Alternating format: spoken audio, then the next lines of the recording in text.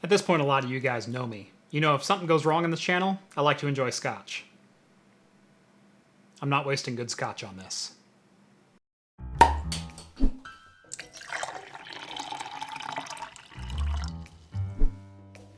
Welcome back to Craft Computing, everyone. As always, I'm Jeff. So right before I left for CES back in January, I decided to put myself into the shoes of a budget gamer again. I wanted to see if I could upgrade an older rig or get a good deal on a graphics card because of the GPU market and how it is today, with what GTX 1060s costing upwards of $600 and 1080s don't even ask about it. So I took another risk and I jumped on to Wish. I've been seeing these a lot lately, and actually a couple of you requested these specifically in the comments of my previous videos. This is a GTX 960 4GB card, or at least that's what it claims to be. As I said, I jumped onto wish.com and picked this up for a grand total of $43 and $13 shipping. That's right, $56 direct to my door.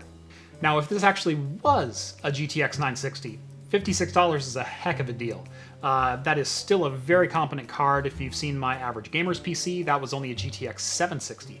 You can still play a lot of modern AAA titles, albeit you're not going to shred frames at 75 or 100 FPS, but you'll get to a playable frame rate between 30 and 45, and a 960 with 4 gigs of RAM should get you even further.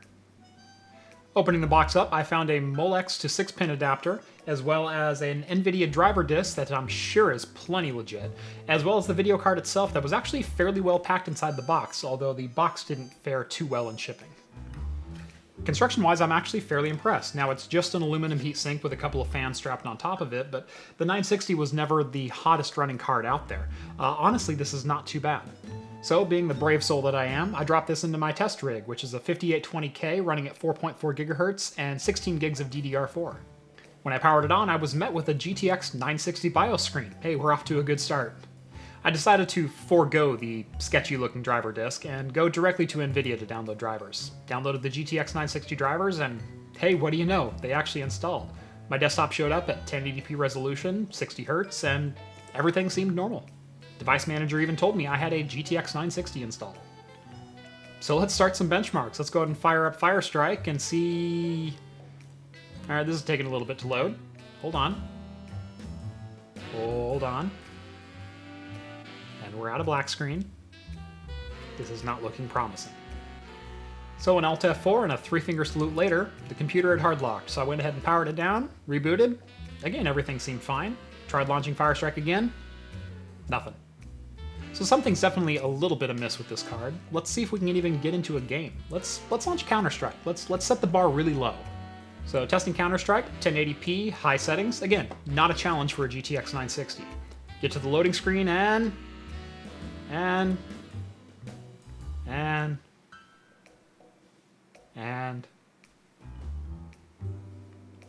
Hey, we're in the game. All right. Ooh. That doesn't look good either. Hold on. Hey, there we go. Okay, visually it's not so bad. Frame rate, not so good. I wasn't actually benchmarking this run. If I had to call it anything, I'd say probably 25 frames per second. But it seems to be holding that fairly consistently. So, let's see if we can actually play through... Ooh. Well, that is certainly not normal. It's not going to stop, is it? Alright. Let's see if we can figure out what's going on here. So once I actually got this onto my workbench, it became really clear why this card was only $56.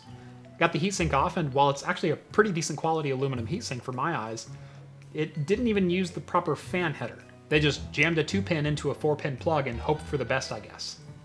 So under the heatsink, it revealed 4 memory chips. If you can read that, that says K4G20325FD-FCQ3. A quick Google search reveals that these are GDDR5 modules, which is actually kind of a relief on my part. But they're only 2 gigabit, or in layman's terms, they're 256 megabytes each. And if my math is any good, that's 1 gigabyte of video memory. Not looking so great for this 4 gigabyte GTX 960. Maybe if we get the thermal compound off this chip, it'll tell us a little bit more about it. And while it is actually an nVidia chip, it's a GF116 base, which, again, in layman's terms, is a GTS 450. So why is a rebranded GTS 450 such a bad deal, even at $56? Well, primarily driver support. This card believes it is a GTX 960, and those drivers are architecturally different from a GTX 450. You cannot install a GTX 450 driver to work with this card. They just will not work. The other problem is because this card believes it has 4 gigabytes of memory, it tells the computer it has 4 gigabytes of memory. And as you saw in Counter-Strike, if it loads 4 gigabytes worth of textures, it doesn't actually have those textures loaded, which means you're going to end up with artifacting, drop textures, crashes as you saw in 3D Mark, and any number of other anomalies and glitches. To close this, I'm going to give you guys one great piece of advice to follow in the current GPU market. If you really could get a GTX 960 4GB card for $56, the miners would have already bought them, and you wouldn't be able to afford this either.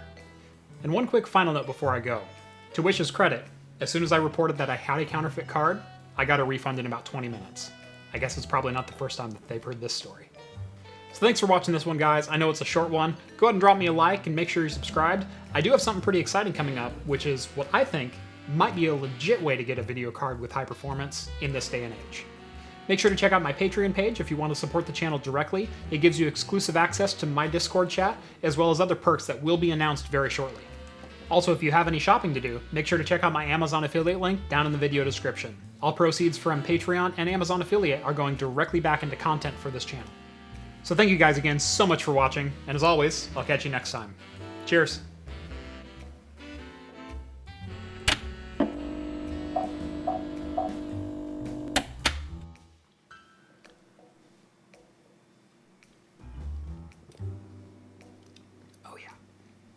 That's not bad.